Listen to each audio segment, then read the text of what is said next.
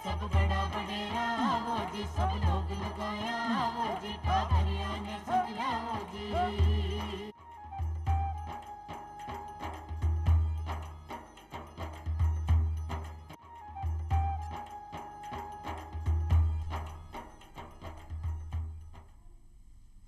चौपाल देख बड़ा सबड़ा भाया और बेणा ने राम राम। भाया बेणा, आधुनिक भारत की कल्पना गांधी जी और गांधीवादी चिंतन के बनाए को नहीं करी जा सके। लेकिन बहुत सारा भाई बहन यान को भी माना है कि भाई जो गांधी जी को चिंतन हो या गांधी जी का विचार हा वे बहुत ज़्यादा आदर्शवादी है। वहाँ का विचार अतिवादी विचार है। और आइंस्टीन क्यों भी हो कि 200-400 साल बाद तो मिनक जमाना ने ये बात पर विश्वास कर पाई बहुत मुश्किल हो जावलो कि एक हार्ड मास को पुतलो अത്ര अच्छा विचार के साथ भी धरती पर जन्म ले चुके है। कहीं वास्तव में आ बात सही है कि या आज की समस्या को भी जो समाधान है वो गांधी दर्शन में मौजूद है। आ तमाम जानकारी लेकर आज अपने कार्यक्रम में सुमन मौर्य जी मौजूद हैं। राम राम साहब सुमन जी। सुमन जी को परिचय में करा दूं, आप सहायक प्रोफेसर हैं राजनीतिक विज्ञान विभाग का, राजस्थान विश्वविद्यालय जयपुर। साथ ही साथ आप सह अधिष्ठाता भी हैं छात्र कल्याण का। तो सुमन जी आपको बहुत बहुत स्वागत है जी। धन्यवाद। सबसे पहले तो मैं था यही जानना चाहूँगा जो आज मैं कह रही हो कि भाई कई वास्तव में गांधी जी का जो चिंतन है आज का समय में भी प्रासंगिक है, वहाँ का जो विचार है आज का दौर की समस्याओं का समाधान है। जी, बहुत अच्छा प्रश्न पूछा है। देखिए, गांधी जी ऐसा वो विचार और प्रतिमान माने जाते हैं आज। उनको उनका जो चिंतन है वो एक काल तक सिमट कर नहीं रह गया, बल्कि वो सर्वकालिक है, सार्वभौमिक है। यानी एक क्षेत्र तक सिमट कर नहीं रह गया, बल्कि वह आज देखा जाए तो गांधी चिंतन को देश विदेश में भी अपनाया जा रहा है, पूरे विश्व में अपनाया जा रहा है। उनका जो चिंतन है, उन्होंने कहा भी था, जैसे उनके विचार थे तो उनको आज सभी लोग अपना रहे हैं। चल पड़े जिधर दो डगमग में, चल पड़े कोटि पगूसी और, पड़ गई जिधर भी एक दृष्टि, गड़ गए कोटि त्रिकोसी और। उनका जो चिंतन, उनकी जीवन शैली, उनके जो आदर्श हैं, सत्य अहिंसा के आदर्श हैं, सत्याग्रह है, उनका असहयोग, उन्होंने किस तरीके से एक राष्ट्रीय आंदोलन को अकेले चलाया और उसको आगे तक पहुंचाया, जन जन को उससे जोड़ा। तो निश्चित रूप से उनके जो विचार, उनके आदर्श हर काल में, हर परिस्थिति में उनके सार्वकालिक और सार्वभौमिक विचार माने जा सकते हैं। अब जो हर परिस्थिति की थे बात कर रहे हो सुमन जी, तो आज को सबसे बड़ो संकट जो भारत में नहीं पूरा विश्व ने चपेट में ले रखे है वो है कोरोना संकट। बिल्कुल। कोरोना संकट पर गांधी जी का जो विचार है इस समस्या से समाधान क्या पा सका? देखिए, आज जो वैश्विक महामारी ने पूरे विश्व को एक विकराल रूप धारण कर रखा है, ये हम सभी जानते हैं और सर्वविदित है कि इस महामारी से बचना, क्योंकि ये देखिए महामारी आज का विषय नहीं है, आज का संदर्भ नहीं है, बल्कि यदि हम देखें तो पहले भी प्लेग, इस तरह की जो महामारियां हैं वो होती रहती थी, चेचक, हैजा, इस तरह की। लेकिन जिस तरह का कोरोना जो है ऐसा संकट आ गया, छूत की बीमारी, जो हर एक को सोशल डिस्टेंसिंग, जहां हम एक बात करते थे अब तक कि सब लोग एक समूह में रहें, सामूहिक की बात करें, समष्टि जो है वो व्यष्टि के साथ मिल जाए। एक जो बूंद, जैसे एक व्यक्ति है वो बूंद है, तो वो सागर जो समाज रूपी सागर है वो किस रूप में मिल जाए। लेकिन ऐसा भी नहीं कह सकते कि कोरोना ने जो है वो सबको दूर कर दिया, या बल्कि मैं ये मानती हूँ कि कोरोना संकट ने व्यक्ति को बहुत कुछ सिखाया भी है। क्योंकि आज हम देखते हैं कि कहीं ना कहीं हमारी जो जीवन शैली थी वो इस तरह की हो गई थी, वो हमारा जो जीवन शैली, बिल्कुल हम भौतिकवादी या उपभोक्तावादी संस्कृति की तरफ बढ़ रहे थे। बिल्कुल जो हम परिवार से दूरी बनाते जा रहे थे। तो कहीं ना कहीं कोरोना ने परिवार से जोड़ा एक दूसरे को। और पहले ये माना जाता था, जैसे मांसाहार, गांधी जी ने इसका बहुत कि अच्छा नहीं माना था। तो अब ये माना जाने लगा है कि जो घर की बनी हुई फल सब्जियां हैं उन्हें हम उगाएं, उनको खाने की कोशिश करें। तो इस तरह से कोरोना ने हमें बहुत कुछ सिखाया। कोरोना संकट जरूर है, उसे हम अवसर के रूप में भी ले सकते हैं, जैसे कि हमारे माननीय प्रधानमंत्री जी ने भी कहा है कि इसे अवसर के रूप में, क्योंकि हम हम इससे काफ़ी कुछ सीख सकते हैं। कोरोना काल में जो है महामारी के समय जो संकट के रूप में देखा जाता है इसे, तो उन संदर्भों में लोगों को एक दूसरे के साथ, क्योंकि सर्वे भवन्तु सुखिनः की जो लोक कल्याण की बात जो गांधी जी ने कही, तो हम दूसरों के प्रति एक परोपकार की भावना किस तरीके से ला सकते हैं। गांधी जी ने जैसे ईसाई में सरमन ऑन द माउंट से उन्होंने सीखा कि कैसे हम जो है ईसाई धर्म के संदर्भ में कि कैसे लोगों का अधिकाधिक कल्याण करें, कैसे लोगों को आगे बढ़ाएं। ईशोपनिषद से जैसे उन्होंने सर्वोदय की अवधारणा को उन्होंने धारण किया, जिसमें कि सबका उदय हो, सबका विकास हो, किसी का किसी भी रूप में हम नुकसान न करें, कि हर एक के कल्याण की बात सोचें। तो इस तरह की जो भावना है वो आज मैं समझ सकती हूँ कि कहीं ना कहीं लोगों के मन में इस चीज़ का अभ्युदय हो रहा है कि हम जो है लोगों का अधिक से अधिक जो भी परेशान है, व्यथित है, दुखी है, उसको हम जो है किस तरीके से उसको अधिक से अधिक उसका कल्याण कर सके। यही एक भाव जो था वो गांधी जी का भी है, और गांधी दर्शन और गांधी चिंतन में हम ये देख सकते हैं। तो एक जो मनोवैज्ञानिक जो परिवर्तन है वो हम देख सकते हैं कि वो कहीं ना कहीं कोरोना एक महामारी है। निश्चित रूप से हम सब मिलकर हम एक सावधानी पूर्वक जीवन यापन करके, क्योंकि ये सिखा भी रही है कि पहले गांधी जी ने भी कहा था कि एक स्वच्छता का ध्यान रखें, हम जो है एक दूसरे से जो है एक जब भी हाथ मिले या गले मिले तो एक स्वच्छता का ध्यान रखें, या एक आसपास का परिवेश जो है वो शुद्ध रहे। तो इन सब चीज़ों का जो ध्यान है वो कहीं ना कहीं, क्योंकि वैश्विक स्तर पर भी हम देख सकते हैं आज जहाँ ग्लोबलाइजेशन, हम वैश्वीकरण की बात कर रहे थे तो पूरा विश्व सिमट कर रह गया था। हम विदेशों में टूर कर रहे थे, हम जो है अब वोकल टू लोकल की बात आ गई है कि हम स्थानीयकरण को अपनाएं ज़्यादा से ज़्यादा। कहीं ना कहीं जैसे पहले ये माना जाता था कि आँख के बदले आँख जो है पूरे विश्व को अंधा बना देगी, गांधी जी कहते हैं। तो एक जो an eye for eye keep the whole world blind, मतलब पूरे विश्व को अंधा बनाने के लिए अगर ऐसी कोई अवधारणा विकसित होती है, कहीं ना कहीं एक रिटेलिएशन, एक दूसरे से बदला लेने की जो भावना है, कहीं ना कहीं उस पर हम विजय पाएं। यही एक संदेश है जो हम सभी को धारण करना चाहिए, सभी को अपनाना चाहिए, मानना चाहिए, आत्मसात करना चाहिए। बिल्कुल सुमन जी, गांधी जी जो है ग्राम्य संस्कृति, अरण्य संस्कृति का पोषक है। वे मोटा खाना, मोटा पहनना, घर का ही खाना और पैदल चलना, मतलब गांधी जी का बिल्कुल जमीन से जुड़ा हुआ वहाँ का विचार है कि भाई आपने अबार जो थे कह रहा पिछला कुछ वर्षा में, पिछला कुछ एक दो दशका में शान की संस्कृति पनब्बल लागी भारतवर्ष में भी कि भाई बाण आप खाणो खा बजावा लाग गया है, या अंधाधुन अपना खर्चा एकदम सो बढ़ गया है ना। तो गांधी जी के बिल्कुल खिलाफ है। गांधी जी ज्ञान लेता जो जान के ईशावास्य उपनिषद में क्यों है कि भाई आपने अत्रो जरूरत है जितनी ही लेनो है, ईशावास्यम इदम सर्वम यत्किंचित जगत्यम जगत तेन तक भुंजी था माँ गृह कस्य सुदनम। अगर आपने जरूरत से ज़्यादा प्रकृति से ले रहा तो वो गलत है। अब आप बात कर रहे हैं थोड़ी सी किसाना की, क्योंकि भारत किसाना को देश है, मजदूरों को देश है। किसाना के कुछ समस्या भी वक्त भी ही, कुछ समस्या आज भी है। ऐसी बात करने का भाई समस्या विहीन कोई भी समाज या समस्या विहीन कोई भी देश तो कभी भी उबाना बड़ा मुश्किल है। तो किसाना की समस्या ने ले या किसाना के तानी वहाँ का गांधी जी का कई विचार है। बहुत ही अच्छा प्रश्न पूछा। देखिए गांधी जी मानते थे, क्योंकि हमारा जो भारत का जो जीवन है वो ये देखिए कि अधिकांश जो है वो ग्राम में पृष्ठभूमि से बिलोंग करते हैं, ग्राम में पृष्ठभूमि से संबंध रखते हैं। तो हम देख सकते हैं कि गांधी जी किसानों के बारे में बहुत ही चिंतन रखते थे अपना। उन्होंने हिंद स्वराज जो उनकी पुस्तक थी उसमें उन्होंने लिखा है, और इंडियन ओपिनियन में भी उन्होंने इसी बात का वर्णन किया है कि किसान जो है वो हमारी पूरी जो, क्योंकि वो अन्नदाता है तो उन्होंने अन्नदाता को बहुत ही सम्मानित दृष्टि से देखा, कि उन्होंने ये माना कि जो अन्नदाता है वो हम सभी का जो उपार्जन करते हैं, हम सभी को पालते हैं एक तरह से। तो कहीं ना कहीं उनका यही दृष्टिकोण था। गांधी जी चाहते थे कि किसानों को मंत्री बनाया जाए, किसानों को उच्च पदों पर उनको स्थापित किया जाए। तो उनसे एक बारी एनजी रंगा जो है वो गुंटूर से, उन्होंने गुंटूर के ग्रामीण परिवेश से शिक्षा अर्जित की, फिर वो ऑक्सफोर्ड भी गए। तो जो एनजी रंगा हैं उन्होंने काफ़ी प्रश्न पूछा, प्रश्नावली लंबी रखते थे, वो अपनी फहरिस्त रखते थे उनके सामने। तो उन्होंने एनजी रंगा जो है वो किसान आंदोलन के जनक भी माने जाते हैं, पिता माने जाते हैं किसान आंदोलन के। तो उन्होंने उनसे यही प्रश्न पूछे कि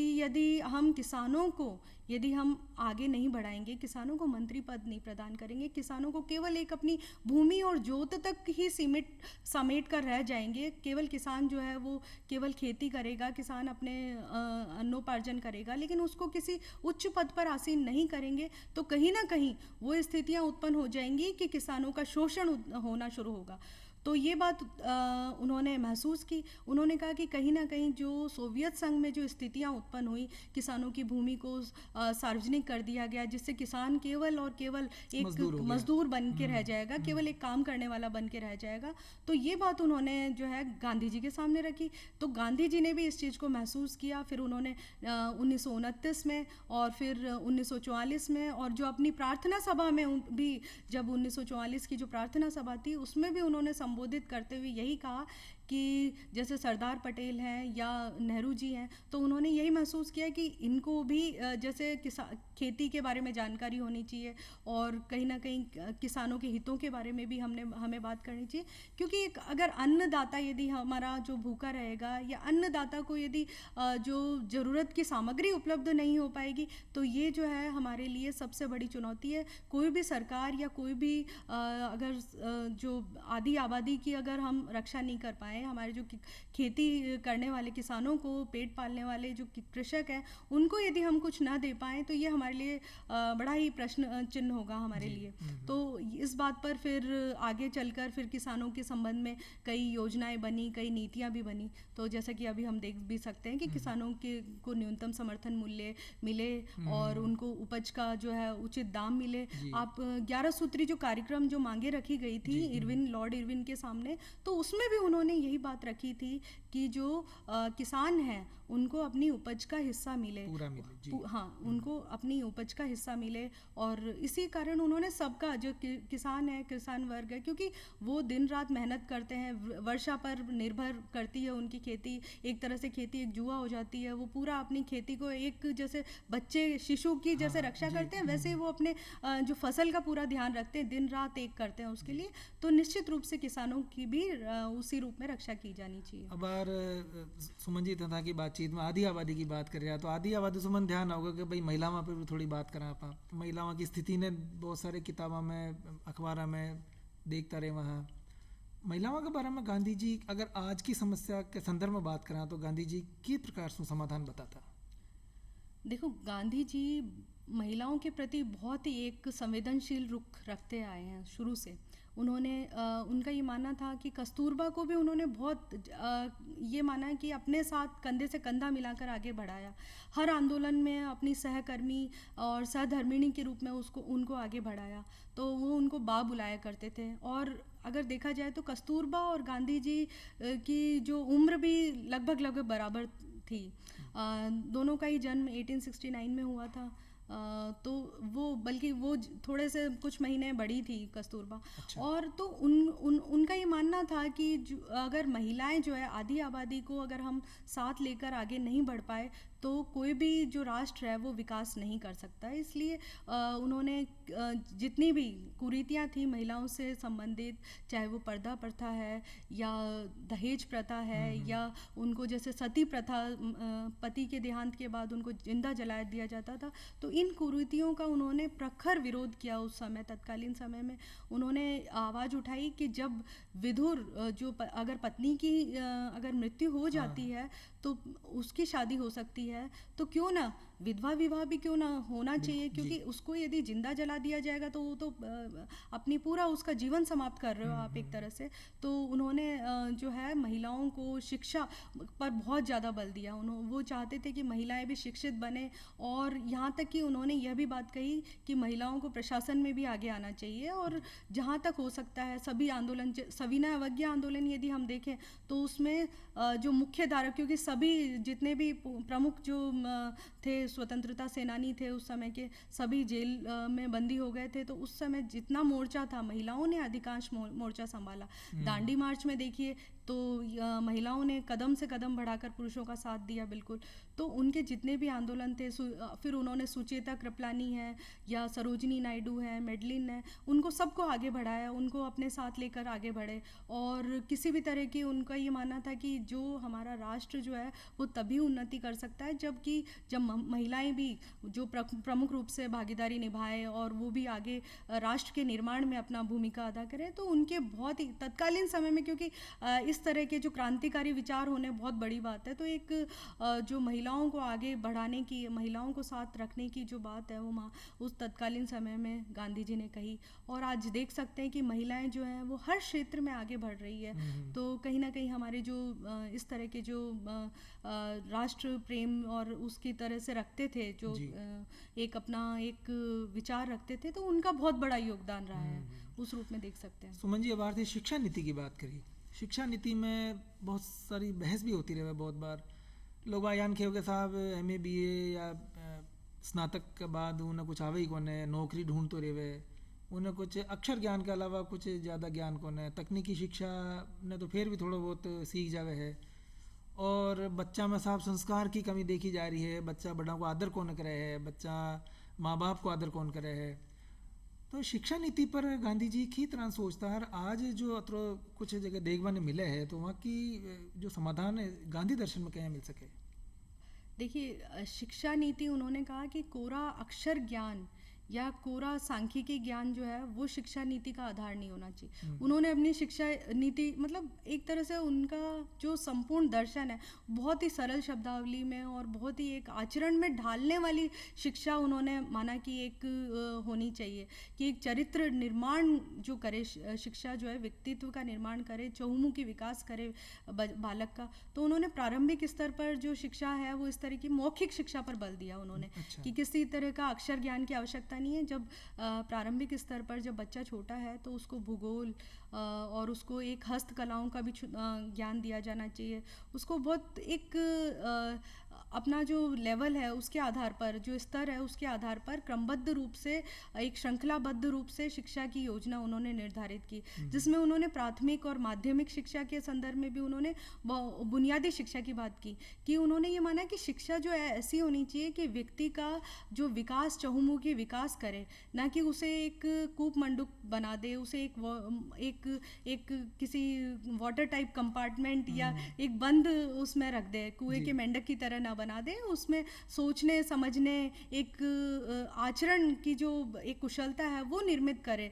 तो उनका ये मानना था कि शिक्षा जो है वो उसको हर तरह की शिक्षा दी जानी चाहिए। आज जो हम देखते हैं कि बेरोजगारी बढ़ रही है और कहीं ना कहीं युवाओं में अवसाद भी आता है, तो उनका ये मानना था कि शिक्षा जो है वो प्रारंभिक स्तर पर ही स्वरोजगार की शिक्षा दी जानी चाहिए। बल्कि उन्होंने ये कहा कि स्कूलों में बच्चों को दस्तकार, कागज बनाना या कपास की निराई पिराई, ये सारे काम सिखाए जाने चाहिए, जिससे कि बच्चे में शुरू से ही एक स्वरोजगार की भावना विकसित हो सके और उसको एक आत्मनिर्भरता, आत्मबल उसमें डेवलप हो सके, विकसित हो सके, उसमें एक आत्मानुशासन आ सके। उन्होंने माना कि अनुशासन जो है बालक में बहुत ज़रूरी है। कहीं ना कहीं उसका अभाव ही है जो बच्चे जो है किस तरह के कदम उठा पाते हैं, हम देख सकते हैं। तो प्रारंभिक स्तर से ही संस्कार का निर्माण करने वाली शिक्षा होनी चाहिए। और माता उसके लिए बहुत ज़रूरी है कि माता जो है उसको अच्छे से अच्छी शिक्षा दे, फिर स्कूल में भी जाए, विद्यालयों में भी इस तरह की राष्ट्रीय शिक्षा, उनका ही मानना था कि मातृभाषा में जो शिक्षा है वो दी जानी चाहिए। और उच्च शिक्षा के संदर्भ में ये विचार थे कि जैसे तकनीकी शिक्षा है तो वो एंटरप्रेन्योर्स या जो जितने भी व्यावसायिक प्रतिष्ठान हैं उनको सौंप दी जानी चाहिए। कृषि की शिक्षा दी जानी चाहिए, कुटीर उद्योगों की शिक्षा दी जानी चाहिए, जिससे कि वो छोटे छोटे जो दस्तकारी है वो सीख पाए और वो अपना उपार्जन स्वयं कर सके और उसमें किसी भी हीन भावना या इस तरह की कुंठा जो है वो नहीं हो। और प्रकृति के प्रति उसको एक लगाव की भावना जो है वो प्रारंभिक स्तर से ही विकसित की जानी चाहिए। क्योंकि गांधी जी ने, मैं बता दूं आपको, गांधी जी ने कहा था कि जो प्रकृति माता है वो सभी की इच्छाओं और आकांक्षाओं की तो पूर्ति कर सकती है, लेकिन मनुष्य की लालसाओं की पूर्ति नहीं कर सकती। तो मनुष्य को प्रकृति के प्रति, एक प्रकृति को सहचरी के रूप में मानना चाहिए। तो उन्होंने यही बताया कि जो प्राकृतिक सौंदर्य है और एक जो भौतिक, आत्मिक और बौद्धिक विकास करने वाली होनी चाहिए, उसका आत्मा का विकास हो, उसकी बुद्धि का विकास हो और एक शारीरिक विकास जो है वो भी हो। तो इस तरह की, क्योंकि उनका ये मानना था कि अगर इन तीनों का विकास होता है तो तभी एक आदर्श राज्य और राम राज्य की स्थिति उत्पन्न हो पाएगी, क्योंकि बच्चा ही आगे चलकर युवा बनेगा और वही देश का संचालन करेगा। तो निश्चित रूप से एक शिक्षा जो है वो बहुत बड़ा आधारशिला होती है, किसी की नींव होती है, बच्चे की जो सुदृढ़ जो उसका निर्माण करेगी, उसको आधारशिला प्रदान करेगी। तो इन सब चीज़ों का गांधी जी ने बहुत बल दिया। तो थैयान खेवोछाओगे जो माननीय प्रधानमंत्री जी आत्मनिर्भर भारत की बात करी है, वो गांधी जी का विचारों से प्रेरित है। देखिए, ये बहुत महत्वपूर्ण बात है कि आत्मनिर्भर भारत की जो बात अभी महात्मा गांधी ने कही थी, आत्मनिर्भरता की बात, और वही माननीय प्रधानमंत्री मोदी जी ने भी इसका समर्थन करते हैं, क्योंकि आज की आवश्यकता भी है। क्योंकि आज हम देख सकते हैं कि कोरोना काल चल रहा है और उन संदर्भ में आत्मनिर्भरता, स्थानीयकरण, वोकल टू लोकल, हम ग्लोबलाइजेशन, जो वैश्विक बंधुत्व की बात कर रहे थे, वैश्विक बंधुत्व तो बना रहेगा, हमारा जुड़ाव जो है, कनेक्टिविटी है, जुड़ाव है, पूरे विश्व के साथ रहेगी। लेकिन जो आत्मनिर्भर भारत, यानी कि जो विश्व में एक तरह से हर एक को स्वावलंबन की जो योजना है, प्रारंभिक स्तर पर विभिन्न सरकारों के माध्यम से, पहले भी माननीय प्रधानमंत्री मोदी जी भी इस पर बल देते आए हैं। और निश्चित रूप से ये आत्मनिर्भर भारत की जो संकल्पना है, क्योंकि हम MSME जो सूक्ष्म लघु और उद्योग एंटरप्रेन्योर है वो विकसित करने की बात कर रहे हैं, तो उसमें जितने भी कुटीर उद्योग है, हस्तकला है, दस्तकारी है, आपके छोटे छोटे, हम देख सकते हैं गाँव में बहुत ही छोटे लेवल पर भी काफ़ी अच्छे उद्योग चलते हैं और वो आगे बहुत अपना विकास कर सकते हैं। तो आत्मनिर्भर भारत निश्चित रूप से गांधी जी की भी एक संकल्पना थी, क्योंकि ग्राम स्वराज की बात गांधी जी करते हैं, जिसमें कि हर एक को गांव को जो है वो अपने स्तर पर ही विकसित होने की बात कही है, कि वहीं जो है सारा आत्मनिर्भरता गाँव में विकसित होनी चाहिए। विकेंद्रीकृत अर्थव्यवस्था की उन्होंने इसी आधार पर बात की। उन्होंने ये माना कि अर्थव्यवस्था जो है वो आचरण का हिस्सा होनी चाहिए, आत्मनिर्भरता का हिस्सा होनी चाहिए कहीं ना कहीं। तो आत्मनिर्भर जो होगा, अगर व्यक्ति अगर आत्मनिर्भर होगा या ग्राम हमारे आत्मनिर्भर होंगे, समुदाय आत्मनिर्भर होगा, तो भारत का विकास निश्चित रूप से होगा। गांधी जी की भी यही संकल्पना थी और आज तत्कालीन जो हमारी सरकार है उनकी भी यही संकल्पना है निश्चित रूप से। बिल्कुल, जो अर्थव्यवस्था में ग्रामीण परिवेश ने शामिल कर वो छाया। बिल्कुल। और अब थोड़ी सी बात करें युवा शक्ति की। युवा शक्ति ने आज तमाम अखबारों में बहुत साहब थोड़ा सा अवसाद ग्रस्त युवा है जी, या बहुत बार साहब कम नंबर आ गया तो आत्महत्या कर ले हुए है।